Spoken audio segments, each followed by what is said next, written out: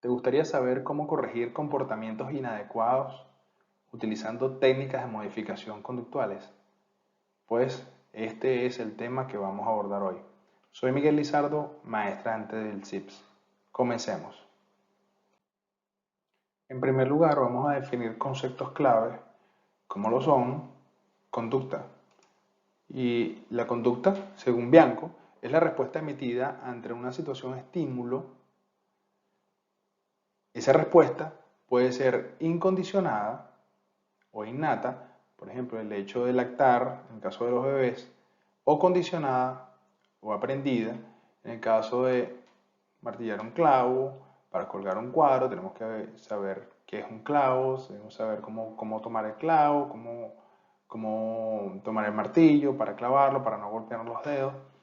Igual pasa para otros procesos, desde los más simples hasta los más complejos, como manejar bicicleta, el hecho de pedir la bendición a los padres es una conducta aprendida. Y Martín y Peer, en el 98, nos define conducta como cualquier acción observable o no que un individuo realiza. Conducta operativa. Es aquella conducta que actúa sobre el ambiente y le permite al individuo funcionar y desarrollarse sin generarle conflicto. Por ejemplo, una persona que cumple con las leyes de tránsito al conducir.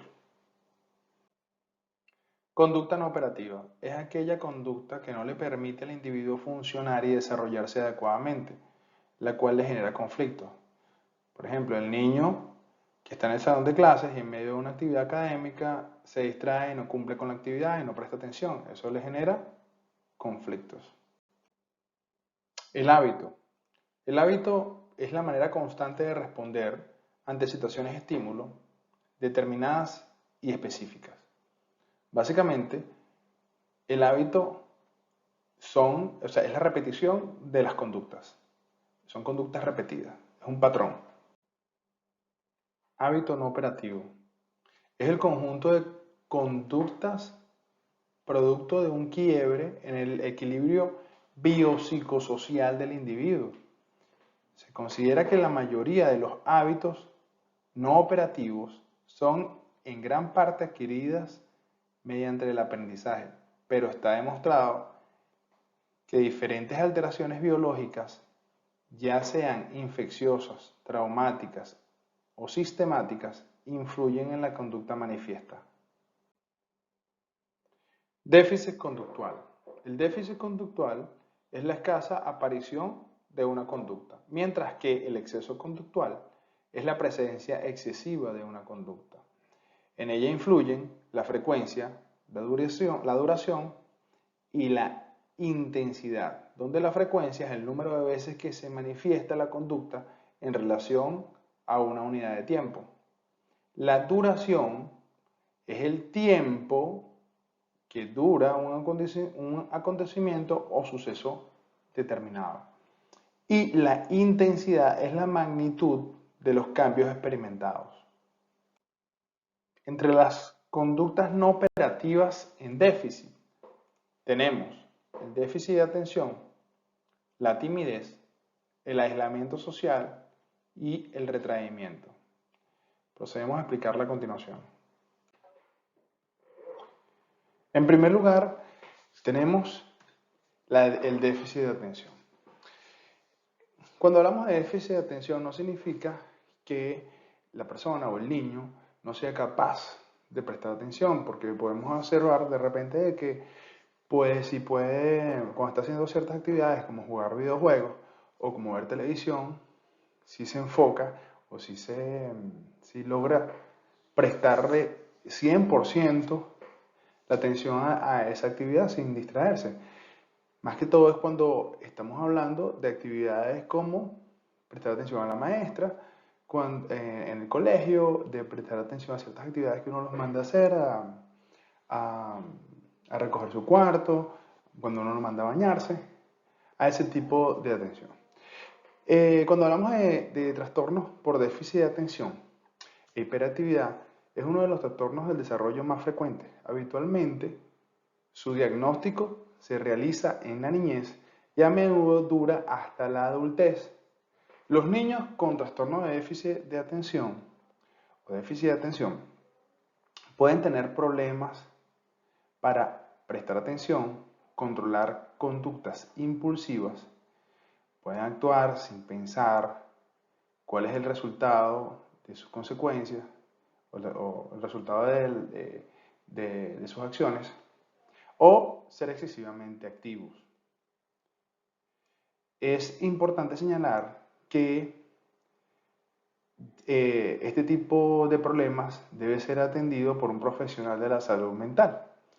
Pero, ¿qué debemos hacer nosotros? En primer lugar, establecer ciertas estrategias que es, de la mano de un profesional de la salud mental, establecer una terapia cognitivo-conductual, la cual resulta ser la más eficaz en estos casos, sobre todo para tratar a niños y adolescentes. En segundo lugar, tenemos la intervención psicoeducativa. La psicoeducación, a través de la terapia de la psicoeducación, el afectado del trastorno de déficit de atención logrará conocer todo acerca de sus trastornos, lo entenderá y sabrá en qué consiste, así como sus características y cómo puede contribuir a mejorarlo. La psicoeducación es un tipo de terapia que debe ser llevada también por la familia. No solamente se trata al afectado como tal.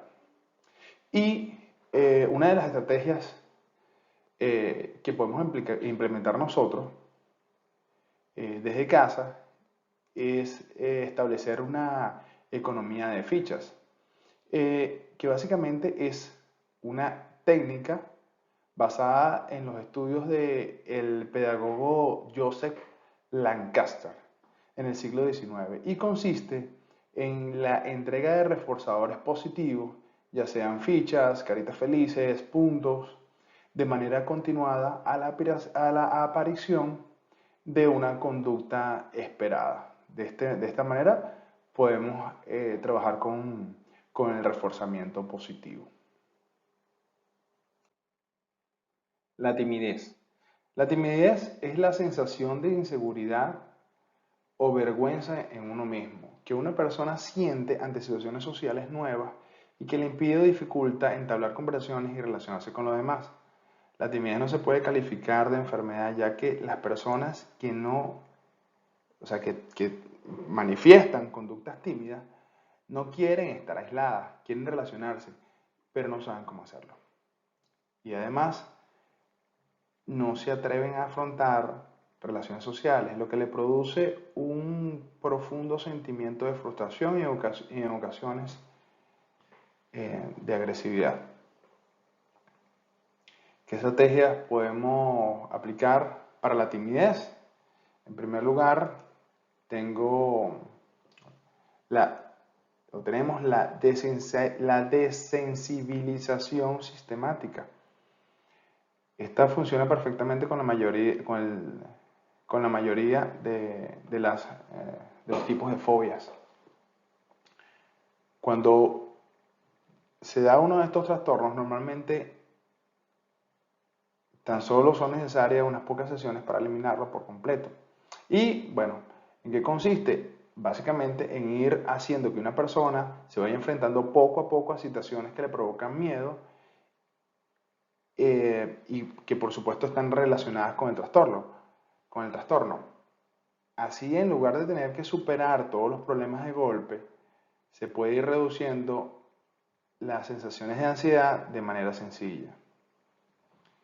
Atrapar el comportamiento. Para atrapar el comportamiento es una técnica en que los reforzadores del ambiente natural mantienen la conducta que se desarrolló inicialmente con reforzadores programados. Este enfoque sirve para planificar la generalización y requiere identificar de forma realista las contingencias del ambiente natural, para adaptar entonces la conducta de modo que se deje atrapar. Es decir, cuando vemos a una persona que tiene un comportamiento tímido, en este caso, uno espera que la persona, por ejemplo, esté conversando con alguien. Y ahí uno aplica el reforzador positivo. Y mira, qué bien lo estás haciendo. Acá le tengo una imagen donde observamos a un chico que está en una reunión social, se nota tímido, y las personas van y le hacen un reforzamiento. La persona, o sea, el reforzamiento en el momento que la persona está conversando con una chica. Luego, podemos ver al muchacho ya bastante desenvuelto gracias a ese primer reforzamiento positivo. De eso se trata, atrapar el comportamiento, porque es atrapar a la persona o esperar que la persona tenga la conducta deseada para reforzarla. Y el moldeamiento se denomina también el aprendizaje por aproximaciones sucesivas, que es una técnica basada en el condicionamiento operante. Consiste en reforzar las sucesivas aproximaciones que se vayan realizando durante la intervención hasta llegar a la conducta final, además de ir extinguiendo las respuestas previas que se han ido dando. A la hora de realizar la conducta, se recurre a la utilización de estímulos que promueven el inicio de una respuesta en una persona que muestra dificultades para ello. Pueden ser estímulos verbales, físicos, ambientales o gestuales. En lo que respecta al aislamiento social, se refiere a la falta de contacto con otras personas. Una persona con aislamiento social no siempre siente soledad, especialmente en los casos en que el aislamiento social es voluntario. Las causas incluyen discapacidades o enfermedades físicas, edad avanzada, retrasos en el desarrollo, discapacidades intelectuales, trastornos neurológicos y enfermedades mentales, entre otros. Los efectos del aislamiento social incluyen soledad, depresión, reducción de la esperanza de vida, el aumento en la probabilidad de adquirir enfermedades, alucinaciones y delirios. Las estrategias para atacar el aislamiento social tenemos el modelado, el refuerzo positivo y la desensibilización sistemática. Retraimiento. Se denomina al rechazo hacia otras personas. Se puede presentar en las esquizofrenias formando parte de los síntomas negativos, en las depresiones y en el trastorno de personalidad esquizoide. Una persona retraída, además de ser tímida, es aquella persona que hace vida retirada, apartada de la sociedad o del trato social. Solo el hecho de pensar en relacionarse le genera angustia y un profundo malestar. Malestar que evita a toda costa. Se debe indagar la causa del retraimiento, ya que puede tratarse de un mecanismo de defensa, ya que de alguna forma la persona puede meterse en un mundo donde de alguna manera no tiene que enfrentar ciertas situaciones. ¿Qué estrategias podemos aplicar en el caso del retraimiento? En primer lugar, el contrato de contingencia o un contrato conductual, que es un acuerdo que se formaliza por escrito entre dos o más personas y que especifica las conductas que deberá ejecutar para cada una de las partes, las consecuencias que deriva y también el cumplimiento o qué hacer en el cumplimiento de alguna de las cláusulas del contrato. Implica pues el intercambio recíproco de recompensas contingentemente a las conductas especificadas en el contrato. La desensibilización sistemática, que ya la explicamos anteriormente. Y el modelado, que se trata de favorecer el desarrollo gradual de una conducta mediante el hecho de reforzar repetidamente mejoras pequeñas o aproximaciones de la conducta objetivo. Ahora tenemos las conductas no operativas en exceso, las vamos a ver ahora. Entre ellas tenemos la desobediencia, el trastornos del lenguaje, agresividad, rasgos hiperactivos y variantes conductuales, hombruna y amaneramiento. En primer lugar, tenemos la desobediencia. Y vamos a decir que la desobediencia es el acto de no acatar órdenes, básicamente. Las estrategias que podemos aplicar en caso de desobediencia, en primer lugar, estoy colocando acá la sobrecorrección de práctica positiva. La sobrecorrección es el procedimiento que consiste en que tras la realización de una conducta inadecuada, la persona ha de llevar a cabo una conducta que remedie en exceso las consecuencias negativas de esa conducta inadecuada. En el caso de la sobrecorrección práctica positiva, implica llevar a cabo repetidamente una conducta adaptativa apropiada. Por ejemplo, el caso de el muchacho que no recoge los desechos del perro en el parque. En el momento que tú lo detectas, lo mandas a recogerlo, pero no solamente la caca de su perro, sino que lo mandas a recoger 10 más. En este caso, la persona logramos eliminar esa conducta.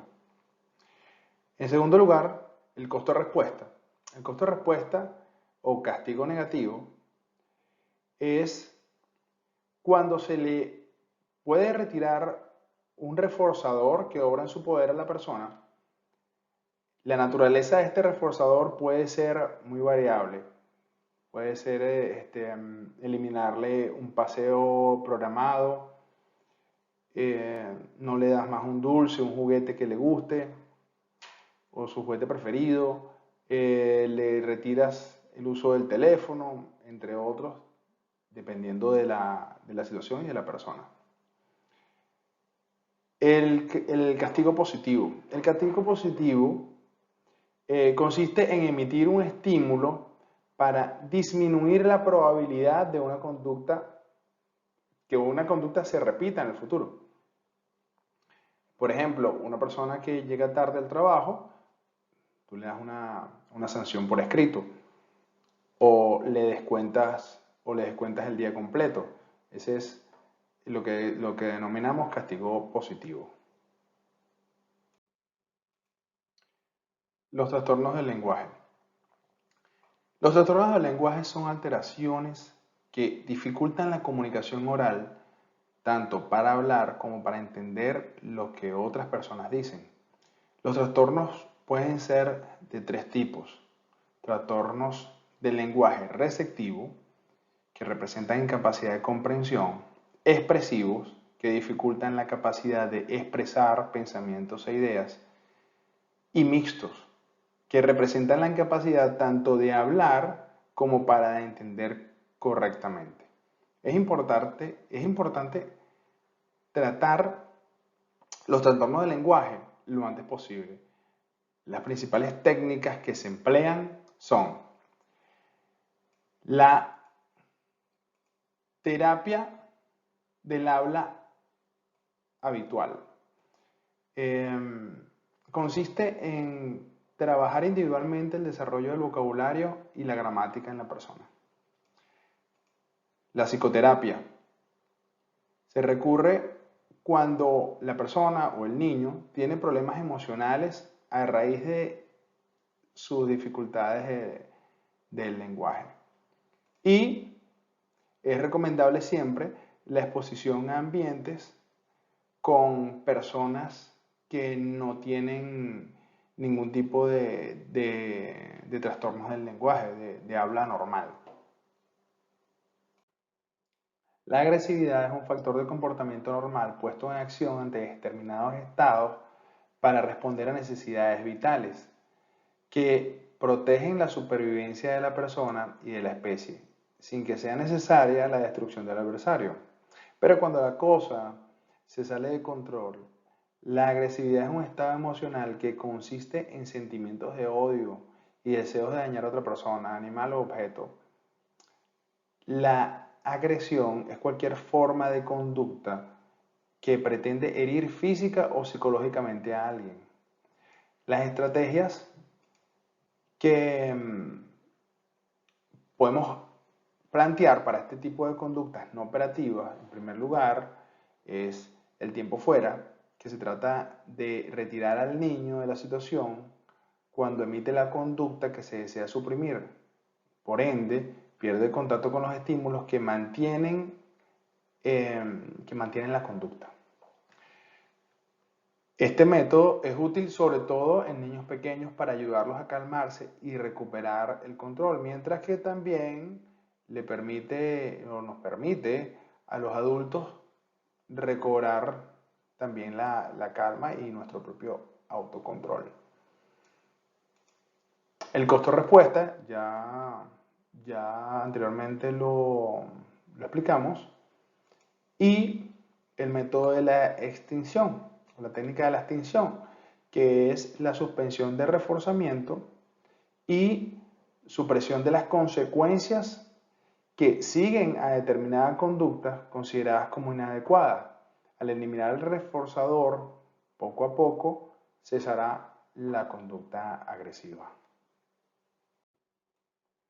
Los rasgos hiperactivos.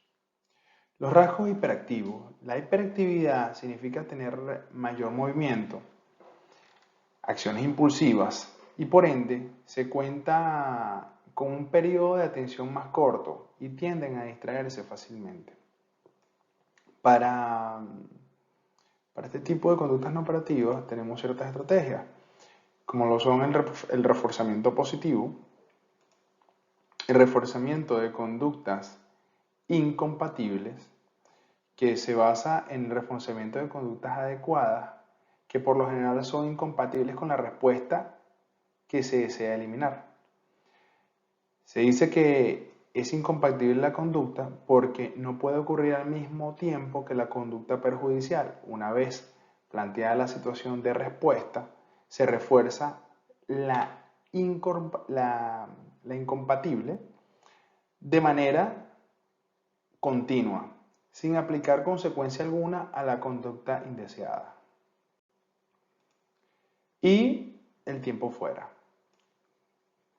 que ya hablamos ya de eso.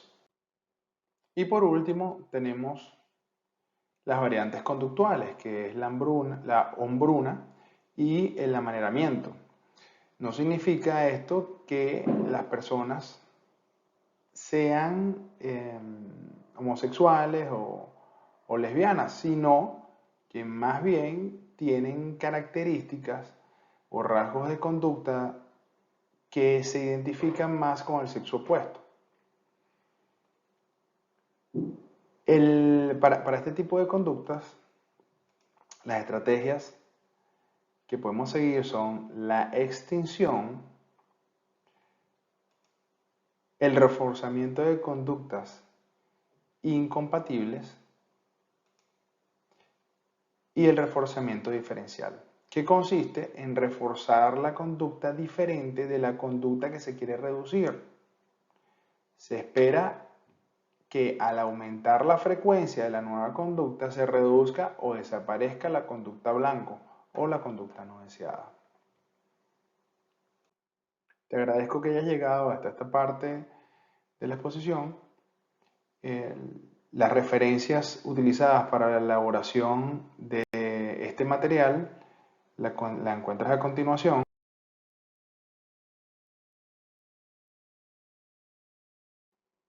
Espero que este material haya sido de provecho para ti y espero cualquier corrección o cualquier comentario que tengas. Estaré atento a leerlas y a responderlas. Muchas gracias.